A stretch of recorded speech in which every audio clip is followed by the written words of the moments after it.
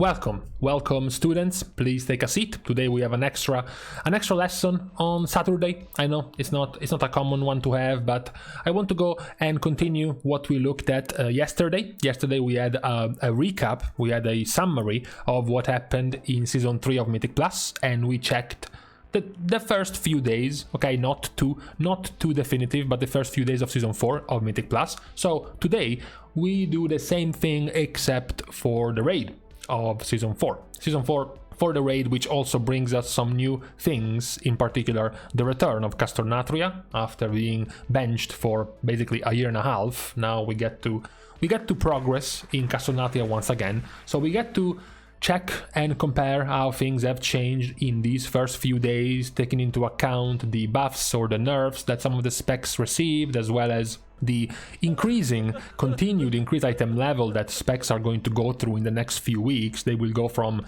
the 270 to 280 range all the way into the 300 item level range. So perhaps that also might make certain specs that scale very well with gear, scale very well with secondary stats, become stronger, not to mention the best in slot items you can hand pick with your dinars in this season. So let's just start, first things first, to look at the damage that the specs have been doing in this season.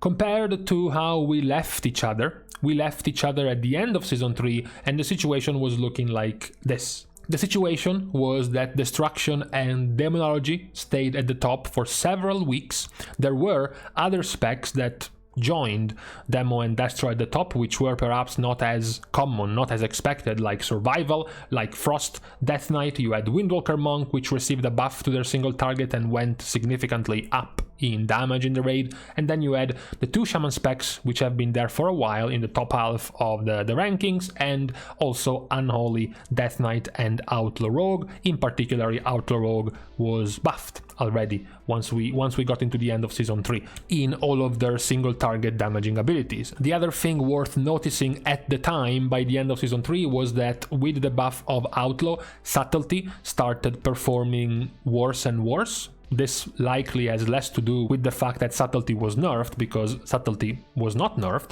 It likely has to do that most of the very good rogue players went to play Outlaw, which meant there were less quality players remaining to play Subtlety, which made their overall damage go down a bit, and then this sort of snowballed to have Subtlety lose a lot of positions in their damage. Also, the other thing worth pointing out of Season 3, because it's not something we see too often, is that Balanced Druid has remained in the bottom side of the rankings for pretty much the entire season. So has Fire Mage, another spec that remained down there for a long time, together with both. In this bizarro world where Survival is the better performing melee spec in the raid, the two range spec of Hunter, traditionally very popular and traditionally pretty strong, not often the strongest, but definitely solid specs in the raid, were towards the bottom half of the performance in the raid in Season 3.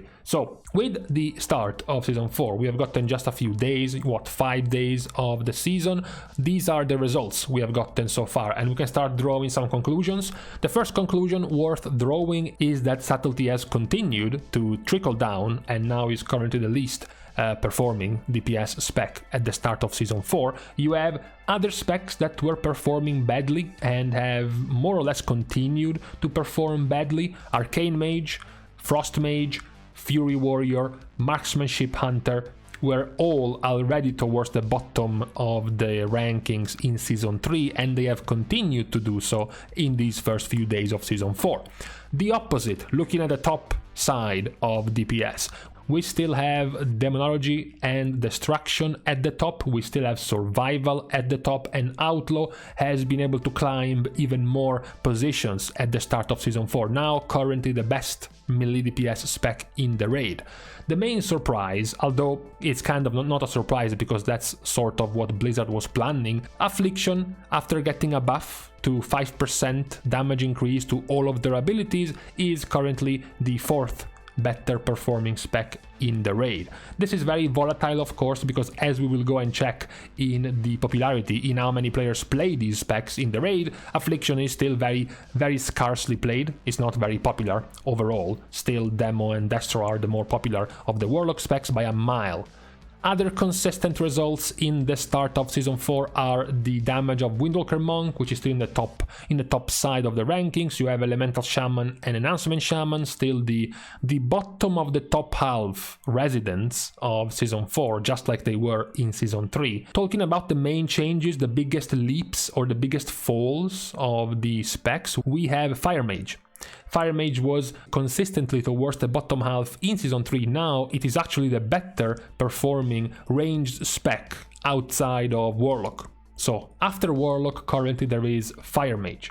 Another jump, but this time in negative, has been made by Frost Death Knight, which was towards the top for quite a while in Season 3. Now it's down by almost 10 positions, and it's actually in the bottom half compared to how they ended Season 3. Another jump, this time we are back in the positive, is Balanced Druid. So finally, Balanced Druid, after loitering in the bottom 2, bottom 3, maybe on a good day, bottom 4 specs in Season 3, they are currently bang even in the middle at the start of Season 4, in the first few days of Season 4. We will see if this will continue to rise or not. Going back to talk about falls, we have the fall of Arms Warrior. Arms was buffed in their single target damage and started growing a little bit by the end of Season 3. They even managed to make it towards the middle. Now they are not. Now they are back in the bottom pack of specs at the start of Season 4. These are all of the main primary changes in terms of performance in the first days of Season 4. It is gonna be interesting, especially because, as you know, once we check these things, very often it's gonna be dependent on which bosses the players are progressing on. So you often see certain specs spiking in damage because many guilds start progressing on a very AoE heavy boss. So the result is that the AoE specs suddenly become much better because many guilds start progressing on, say, Soul Render in Sanctum, and there is tons of AoE there, so you get tons of Windwalker Monks or tons of Elemental Shamans or Affliction Warlocks jumping up in the rankings like we saw in Sanctum. The special part about this season is that there is not going to be time for that. There is not going to be time for that because by next week you don't just go back to re-clear the Castle Nathria bosses, you have to move on. You have to move on in the Sanctum bosses instead. So it's going to be interesting to see the overall performance of all of the specs throughout all of the raids in this expansion, one after the next. Talking about popularity of the specs themselves, because perhaps there's going to be a massive discrepancy between how well certain specs are doing and how popular they currently are. The good example I made at the start was Affliction, which is currently the least played spec for DPS. Compared to last season, there is an even larger gap between Marksmanship and Beast Mastery, because now Beast Mastery is the hunter spec to go for in the raid. After doing more single target damage, now they are clearly beating Marksmanship to the point that Marksmanship is the second least performing DPS spec and Beast Mastery is towards the top half of the performance. This is matched by the popularity of the specs. Survival. Massive fall of Survival. We looked at Season 3 and the rise of Survival out of the bottom 3, out of the bottom 5, out of the bottom 10, right? They kept rising in popularity. Now, the first few days of Season 4, Survival is back in the bottom 6 of popularity for DPS specs. There has also been a switcheroo between Unholy and Frost. Consistent with the fall of performance of Frost, now there are more players playing Unholy when it comes to Death Knight. Similar switcheroo, although not that big, between Arms and Fury. We finished Season 3 with more players playing Fury, now we get more players playing Arms, even though both specs are not performing particularly well at the moment. Massive gap, however, has grown in the midst of the rogue specs, because we finished Season 3 with the 3 specs sort of close to each other, but at the start of Season 4 it is clear most of the rogues are currently playing Outlaw in the raid, with Assassination and Subtlety both in the bottom 5 of popularity of specs in the raid currently. These are at the moment the biggest changes that we can see in the popularity of the specs at the start of Season 4. There are not as many changes in the popularity of tanks, for example, at the start of Season 4. The only slight interesting change is that at the moment Protection has left its bottom ranking position after probably the entire expansion, really, and currently Guardian has taken its place. Perhaps over the next few weeks Protection might keep rising. However, it is of no surprise that Blood and Brewmaster continue to be the more popular tanks. Okay, if you put Vengeance Protection, Warrior Protection, Paladin and Guardian Druid together, they still don't make up the number of Blood Death Knights in the raid. So that's how more popular and how more meta it is currently for tanking in the raid. Lastly, we have healing. Which shows the least played spec in the game currently, that is Discipline.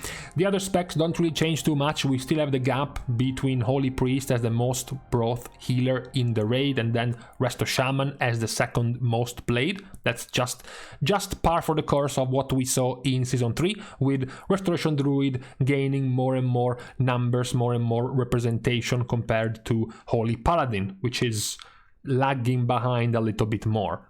This is the situation at the moment when it comes to the popularity of all of the specs and classes in the raid, and also how they have been performing in these in a few days at the start of the season.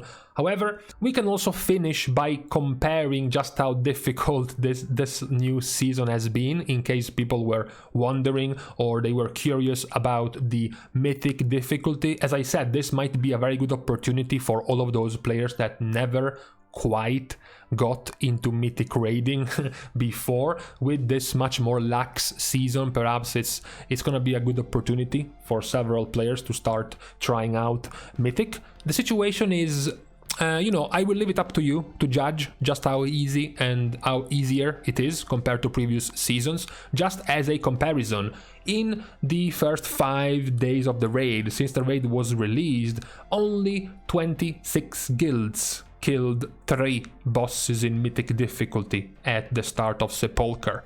Meanwhile, at the start of Season 4, there currently are 933 guilds that defeated the first 3 mythic bosses in Fated Castle Nathria. As another example, without even having to go into mythic and just staying in heroic, in the first 5 days there was exactly 1 guild in the world that killed Jailer in heroic, Alpha, the Chinese guild. Meanwhile, there were 47 guilds that defeated heroic Sylvanas, and as a comparison, there currently are 2,128 guilds who defeated heroic Denatrius currently. So just as a comparison, these are currently the numbers in terms of difficulty of the content. As I said, this will also be very good for loot. It means many more players will be able to swim in loot this season, with how more easy heroic is and mythic, and the lack of valor cap from mythic plus. You will literally get swarmed in very high item level loot. So the power up of your character will be even faster than previous seasons in this last shorter season of Shadowlands. Also, the difficulty of the raid being generally easier than previous seasons is also perhaps why for the first time we are going to have mythic plus as the main competitive end goal for the season over raiding, because it can remain more challenging. Mythic plus, of course, scaling infinitely, it can still remain a challenge this season. Of course, there are other arguments about mythic plus, about the imbalance of the older dungeons being fundamentally extremely difficult to balance around affixes, about newer ways of playing mythic plus that we have gotten in BFA and in Shadowlands. So dungeons like Grimwell Depot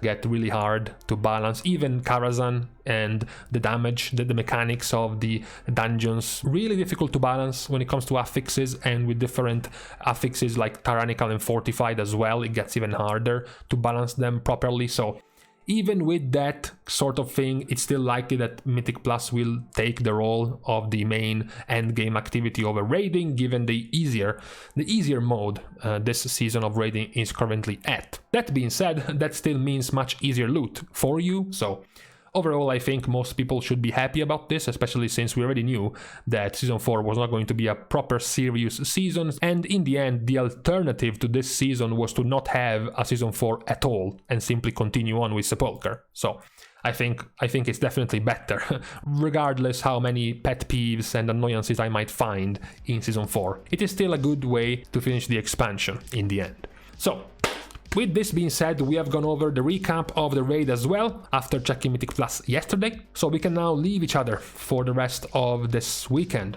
Thank you again, of course, as usual, to all of my patrons for supporting me. This is going to make it possible to continue to produce content on WoW as we get deeper into the alpha, eventually into the beta, as I continue to be the CEO and patron saint of the No Alpha Club. Eventually the beta will come out and we will be able to get out even more content. Also, as a follow-up, you can like and comment down below, as well as subscribe to the channel to help it grow over time, slowly but still grow. Also, as a finishing move, for all of the sycophants, for all of the parasocial friends watching, you can follow me on Twitter, as well as subscribing to my Patreon right down at these links. Subscribing to Patreon, which will also give you access to my Discord server. If you ever want to pop by for a chat, ask some questions you're curious about, I'm usually always available on Discord as well. Thank you guys for watching, see you guys soon, and in the meantime, okay, the forecast is starting to troll me. I said it was okay to have this heat because it was supposed to last only 2 days. I just checked and now it's supposed to last